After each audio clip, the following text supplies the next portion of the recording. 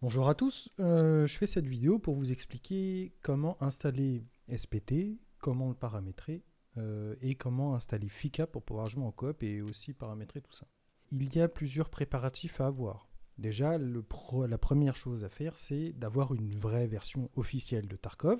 Donc, vous allez sur le site. Si vous l'avez déjà, il n'y a pas de problème. Sinon, vous allez sur le site et vous achetez la version la moins chère. La version la moins chère, celle à 30 €, vous permettra de jouer avec toutes les versions de Tarkov sur SPT. Vous pourrez très bien jouer avec la version Honored si vous le souhaitez. Il y a aussi deux autres choses à savoir, c'est-à-dire que pour installer SPT, vous devrez obligatoirement avoir Tarkov sur votre PC et aussi la dernière version, la dernière mise à jour de Tarkov. Donc la première chose que vous allez faire, c'est lancer votre launcher et voir si vous êtes bien à jour. Si vous ne l'êtes pas, vous faites votre mise à jour. Une fois que vous avez fait ça, vous fermez le launcher. Vous ne le laissez pas ouvert quand vous jouez à SPT ou quand vous faites des trucs avec SPT. On ne sait jamais. Donc, une fois que ça c'est fait, on va sur le site de SPT. Donc, vous cherchez SPT Single Player Tarkov. Vous arrivez sur la page d'accueil et vous faites Get Started. Vous arrivez ici, donc vous téléchargez l'installeur automatique. Donc, moi, je l'ai déjà, il n'y a pas de souci. Vous allez dans votre SSD, parce qu'il faut, je vous recommande d'installer SPT sur au minima un SSD, au mieux sur votre NVMe ou votre disque le plus rapide. Vous créez un dossier, donc moi j'ai créé un dossier de jeu, vous pouvez très bien créer votre dossier SPT ici. Ne créez pas votre dossier dans des programmes ou programmes x66, il faut vraiment avoir un dossier à part. Donc j'ai créé mon SPT Coop parce que je vais installer Fika. Donc je prends mon installateur, hop, je le mets là-dedans, je le lance. Tac, on voit bien qu'on est dans le bon dossier, qu'il n'y a pas de souci. Et là, à ce stade-là, il va certainement vous dire que vous n'avez pas de NetWeet Desktop. Donc il va vous donner un lien pour l'installer. Vous installez NetWeet Desktop et vous relancez votre installateur. Une fois que tout ça sera vert, on installe. À savoir que vous devrez tout le temps avoir votre Tarkov officiel sur votre PC pour pouvoir jouer à SPT. Si vous ne l'avez pas, quand vous allez vouloir lancer votre jeu, il va vous dire qu'il ne voit pas Tarkov, donc il va vous empêcher de le lancer.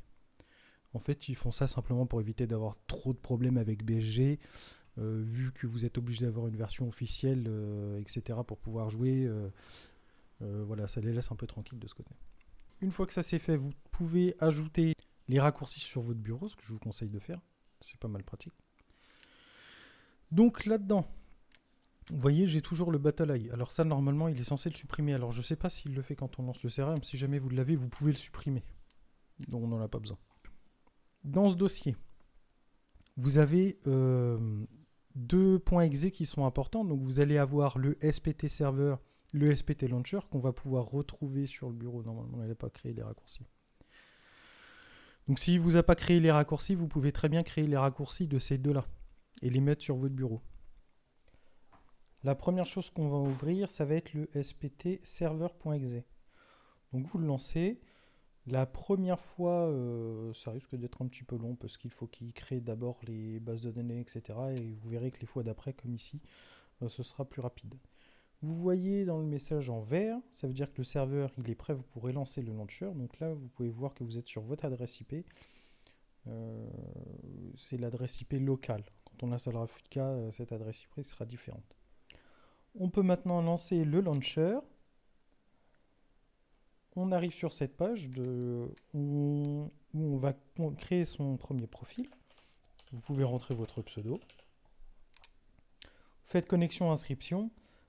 Ici, vous aurez le choix de votre édition. Alors, cette édition SPT développeur est réservée aux développeurs. Je vous conseille de juste pas l'utiliser. Vous avez une version SPT ici que je n'ai jamais utilisée. De toute façon, si vous cliquez dessus, ça vous dit un peu les bonus que vous avez dedans. Pareil pour les autres éditions. Et vous pouvez évidemment, comme je vous l'avais dit plus tôt, jouer avec n'importe quelle édition, même si vous avez acheté que Tarkov à 30 €. Dans ce cas-là, on va prendre de la 1 heure d'édition, juste pour vous montrer. Tac. Vous avez créé votre profil.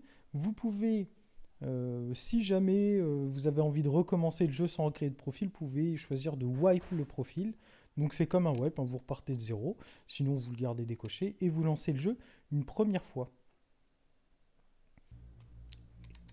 Vous pouvez entrer votre pseudo ici.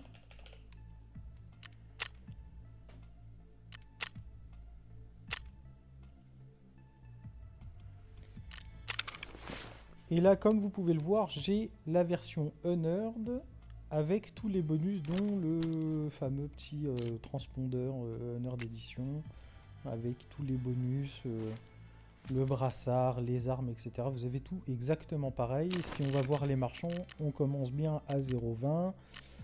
Même dans les compétences, on a les compétences niveau 3 avec les bonus comme dans la version Unearned. C'est exactement pareil. Avant de passer à l'étape suivante qui est l'installation de Fika, il faut déjà que je vous parle du Discord de SPT. Sur la page de SPT, vous avez un lien en haut à droite qui s'appelle Discord. Vous cliquez dessus, vous rejoignez Discord et on arrive sur le Discord de SPT. Il y a des sections qui peuvent vous intéresser. Personnellement, l'EFT Announcement ne m'intéresse pas. Il y a le SPT Announcement qui va du coup vous avertir lorsqu'il y aura des mises à jour de SPT.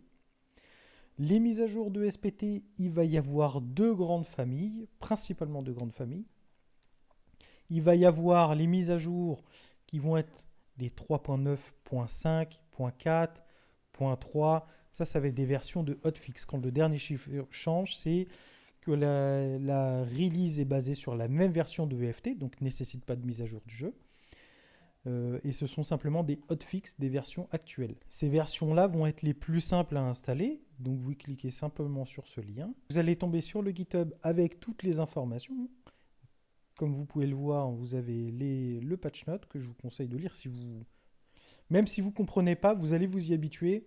Ça vous permettra de progresser en termes de compréhension de ce qui se passe.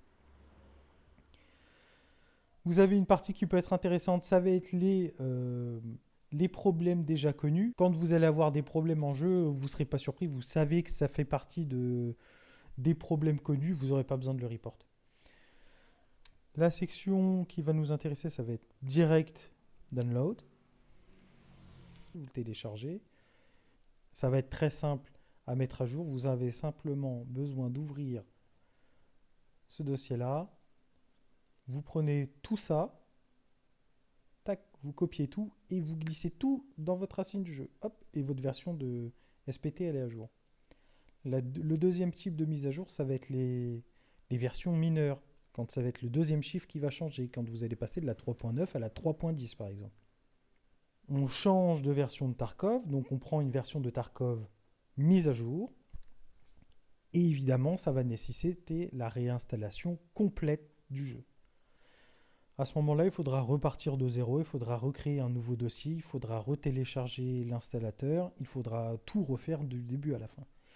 Quand vous allez mettre à jour votre jeu, il y a des choses qui vont être intéressantes et importantes à regarder. Ça va être la compatibilité des modes. Pour les versions, de manière générale, pour les versions avec simplement des hotfix, les profils vont rester compatibles. Les modes seront en général compatibles et s'il y a des exceptions, elles seront citées. Sur ce Discord, il va y avoir des sections qui vont être intéressantes à regarder également. Ça va être les modes release. Alors ça, les modes release, on en parlera dans une autre vidéo, mais c'est là où vous pouvez retrouver les dernières mises à jour des modes et les nouvelles sorties de modes. Moi, j'aime bien y passer un petit peu tous les jours pour voir ce qui se fait d'intéressant. Maintenant que l'installation est terminée, vous êtes prêt à jouer à SPT tout seul. Vous allez vous retrouver avec la version de base de SPT, c'est-à-dire globalement la même version que sur le PVE, c'est-à-dire qu'il n'a pas énormément d'intérêt. Nous, ce qui va nous intéresser maintenant, ça va être de pouvoir installer Fika pour pouvoir jouer avec ses potes. Pour installer Fika, il faut qu'on se retrouve sur le Discord de Fika. Pour se retrouver sur le Discord de Fika, on va aller sur leur GitHub, que je vous donnerai le lien en description. Et sur le GitHub, vous allez avoir tout ce qui concerne Fika, la description, comment ça marche, qu'est-ce que c'est, les prérequis, comment on peut installer ça sur un VPN pour avoir un serveur constant, comment le paramétrer, etc. Mais vous allez aussi avoir le lien du Discord. Vous aurez simplement à cliquer ici, vous rejoignez le Discord, et on va se retrouver sur le Discord de Fika. Sur le Discord de Fika, c'est globalement la même chose. Vous allez avoir les annonces avec les mises à jour. Vous allez avoir les liens de téléchargement. C'est ici qu'on va télécharger les 2 modes nécessaires à l'installation de Fika. Le mode serveur. Le mode serveur aura besoin d'être installé uniquement par la personne qui va héberger le serveur. Je vous conseille de globalement toujours avoir la même personne qui héberge le serveur. Et le mode client, ce sera le mode que tout le monde, toutes les personnes qui vont vouloir jouer à SPT avec vous auront besoin d'installer. Avant d'installer ça, je vous conseille d'aller faire un tour dans la FAQ. Vous allez avoir un tutoriel avec l'installation. Vous allez avoir les questions communément posées par la communauté. Si vous n'êtes pas très à l'aise avec l'anglais, faites un coup de Reverso ou de Google Trad. Ça va vous permettre d'avoir une compréhension globale de ce qui se dit. Vous allez avoir une section avec les modes qui sont connus pour ne pas fonctionner avec Fika, parce qu'il y en a. Très important d'en avoir connaissance pour éviter d'installer des modes qui ne fonctionnent pas avec Fika, de se retrouver avec des bugs et d'aller créer un ticket et de faire chier tout le monde alors que tout est déjà expliqué. Il y aura aussi quelque chose d'autre qui va nous intéresser. Ça va être le Fika Firewall Fixer. On le télécharge et on le met dans son dossier à la racine de son SPT. Moi je l'avais déjà, c'est pas bien grave. Avant d'installer le Fika serveur et le Fika client, on va avoir besoin d'installer Radmin. Radmin, c'est le VPN, c'est ce qui va permettre à tous les ordinateurs de communiquer et d'être sur le même réseau. On télécharge Radmin, on l'installe, on lance Radmin, ça ressemble à ça. Ici, dans Radmin, on crée son réseau. Vous le nommez comme vous voulez, vous mettez votre mot de passe. Ces informations-là, vous allez le partager à votre réseau, ceux qui vont jouer avec vous. Et tout le monde doit être connecté sur le même réseau. Donc vous voyez, on a des serveurs avec un petit peu de monde. Toutes ces personnes-là vont pouvoir jouer avec vous. Une fois que Radmin est installé, on peut installer Fika client, Fika serveur et Fika client. On télécharge les deux. Voilà. Et on installe les deux. On a simplement à prendre le user et à le glisser à la racine de son jeu. Et pour le Fika client, c'est la même chose. On prend le Bpinex et on l'installe à la racine de son jeu. Il y a 2 choses à faire. La première, c'est paramétrer Fika. Donc on va dans User Mode Fika Asset Config. On lance Asset Config. Tac. Vous avez plusieurs options. Je vous conseille pour un début de tout laisser par défaut et simplement dans ShareQuest Progression mettre sur trou. Sans majuscule. Sur trou. On sauvegarde. Alors moi je l'ouvre avec VS Code. Si vous n'avez pas VS Code, il y a un programme que je vous conseille fortement plutôt qu'avoir le Notepad qui rend les choses difficiles à lire. C'est Notepad++. Notepad++ qui vous permettra de l'ouvrir. Je vais vous montrer à quoi ça ressemble. Ouvrir avec. Est-ce que j'ai Notepad++ déjà? Oui, j'ai Notepad++. Tac, voilà, ça ressemble à ça. Tout ça vous met en couleur, ça permet d'avoir une meilleure lisibilité. Vous avez aussi une fonction recherche. Alors là, vous n'en avez pas besoin parce que vous avez très peu de lignes. Mais si vous avez beaucoup de lignes et que vous recherchez quelque chose en particulier, par exemple, on va chercher Quest, tac, hop, il nous met directement à la ligne recherchée. Vous pouvez voir s'il y a d'autres lignes, etc. Mais c'est un outil très pratique, bien plus intéressant que le Notepad Windows. Une fois que ça c'est fait, on ressort, on va dans SPT Data et on va configurer notre adresse IP sur laquelle le serveur va se lancer.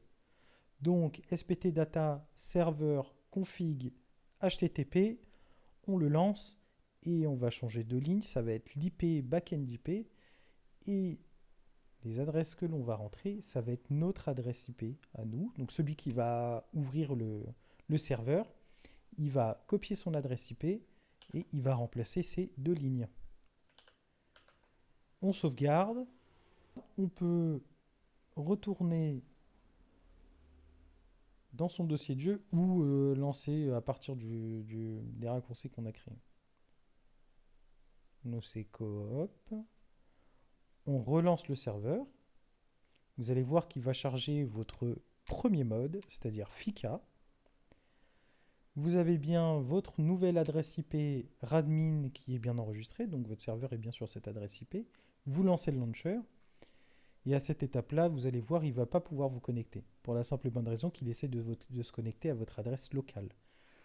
Donc, il faut changer l'adresse IP sur laquelle il veut se connecter. On coche le mode développeur mode. On prend notre adresse IP au complète et on la remplace.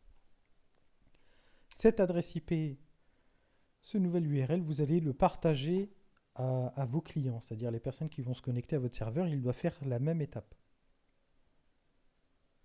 Maintenant, on est connecté. On a notre profil et on peut lancer le jeu. Et maintenant, les autres vont même pouvoir vous rejoindre à cette étape-là. Vous êtes en capacité de jouer en coopération sur votre SPT. Je vous ai passé l'étape, mais vous allez voir que vous allez avoir une alerte avec un décompte de 30 secondes. Ce décompte de 30 secondes se déroulera la première fois que vous allez lancer votre jeu avec FICA. Vous faites « Je comprends », vous êtes sur votre jeu, et il y a des options que vous pouvez paramétrer dans votre mode client.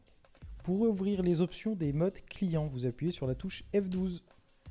F12, c'est là où vous allez recenser tous les modes, il y aura de recenser tous les modes clients que vous avez installés. Donc là, pour nous, dans notre cas, on n'a que FICA. On ouvre FICA. Donc si vous ne voyez pas le Bipinex, c'est normal, c'est parce que moi, j'avais déjà coché l'option Advanced Settings. Bon, dans votre cas, si vous regardez ce tutoriel, c'est que vous n'avez pas besoin des settings avancés. Alors, il y a plusieurs options qui vont être intéressantes. Le auto-extract, vous allez voir qu'à chaque fois que vous allez sortir, quitter un raid, mourir, ou etc., vous allez devoir attendre, enfin le jeu ne va rien se passer, il vous dira juste F8 pour extract. Vous pouvez simplement cocher l'auto-extract. Vous allez pouvoir changer le keybind de l'extraction, si vous voulez une autre touche. Vous avez un système de ping incorporé à FICA, qui est de base désactivé. Vous pouvez l'activer. Choisir votre raccourci. Par exemple, moi j'aime bien le mettre sur un bouton de ma souris que j'ai rebind. Changer la couleur du ping si vous voulez, la taille du ping s'il est trop gros, la durée. Vous pouvez un peu tout paramétrer, vous pouvez regarder, vous pouvez rajouter une animation pour le ping. Et quoi d'autre? Vous pouvez activer le mode AZERTY pour le mode caméra libre. Quand vous allez mourir, vous allez avoir plusieurs choix de caméra, donc caméra libre. Et si vous voulez vous déplacer avec ZQSD, il faut cocher cette option. Vous avez une autre option qui est désactivée par défaut, c'est le Show Player Nameplate. C'est-à-dire que comme pour les autres jeux un petit peu arcade, vous pouvez avoir le pseudo de vos amis qui s'affiche au-dessus de leur tête. Si vous en avez marre de vous TK et que vous voulez jouer un peu plus arcade, vous pouvez l'activer. Par défaut, vous avez l'occlusion qui est désactivée, c'est-à-dire que vous voyez le pseudo de votre mate même à travers les murs, etc. Mais si vous voulez garder un petit peu un esprit réaliste, vous pouvez activer l'occlusion. Dès que votre mate sera caché derrière un mur, derrière des arbres, etc., vous ne verrez plus son nom. Cette section-là, c'est pour le quest sharing. Qu'est-ce que c'est le quest sharing? C'est qu'avec FICA, vous avez la possibilité de participer aux quêtes ensemble. Faire des kills, récupérer un item, poser des balises, etc. Vous pouvez participer, vous pouvez très bien vous dispatcher sur la map et tout clear ensemble. Cette option-là, le Easy Kill Condition, c'est une étape en plus du quest sharing, c'est-à-dire que de base, il faut que vous ayez les mêmes quêtes ensemble qui soient actives pour pouvoir y participer. Avec le Easy Kill Condition, les quêtes de kill, vous pouvez participer au kill même si vous n'avez pas les quêtes actives. Admettons, vous avez déjà complété les 15 qu'un scav à tuer sur custom, vous voulez quand même aider votre pote, même si vous n'avez pas la quête, vous pouvez participer avec lui. L'énorme avantage de cette option, c'est que vous n'avez plus besoin de vous dire « Ah non, mais attends, laisse-moi ce scav, je dois faire mes kills, etc. » Là, il peut tuer tous les scavs qui croisent, ça va participer à votre quête, ça va les compter. Une chose très importante à faire, le force IP, force bind IP, vous devez mettre, et ça c'est chacun de son côté, doit mettre son adresse IP radmin. Pour vous, ça va être la même adresse IP que sur le serveur, mais pour vos amis, ça va être leur propre adresse IP admin. Ça vous permettra de vous connecter ensemble. Parmi les autres options que vous pouvez retrouver, vous en avez deux qui concernent les performances. La première, c'est Dynamic AI. Ça permet de désactiver les IA à partir d'une certaine distance que vous pouvez régler. Donc là, c'est 150 mètres. 150 mètres, je vous le dis, c'est assez proche.